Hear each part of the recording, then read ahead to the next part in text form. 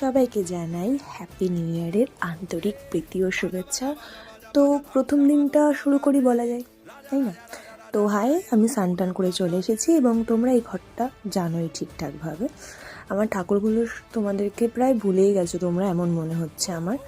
যাই হোক, ফুল নিয়ে নিয়েছি, দেখো এই জলের ঘটিটা নিয়ে নিয়েছি। তো প্রথমে আমি কীরকমভাবে পূজা করি, প্রথমে ফুলটা নিয়ে আমি আমার গণদাদাকে দিই, গণেশকে প্রথম পূজা করি ফুল দিয়ে, তারপরে শিবকে স্নান করাই। শিবের স্নান করা জলটা এখানে আমি রেখে দিই এরকমভাবে। দেখো জলটা রেডি হয়ে গেছে, তারপরে এই যে শিবকে আমি এইভাবে বেলপাতা দিই, বেলপাতা দিয়ে এইভাবে ফুল দিই।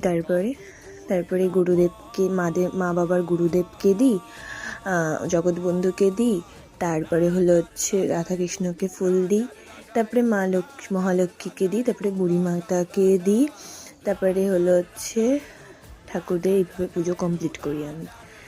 তারপরে আর কি ঠাকুরদেরকে যেটা মেন কাজ এখন, সেটা হলো ঠাকুরদেরকে আমি ঢেকে দিলাম, ঢেকে দিয়ে তারপরে প্রদীপ টদীপ জ্বালিয়ে তারপর ধূপকাঠি জ্বালিয়ে ঠাকুরদের একটু আরতি করে এই নিয়ে ঘটিটা আর ধূপকাঠিটা নিয়ে চলে যাই আমি তুলসীতলায় জল ঢেলে চলে আসলাম।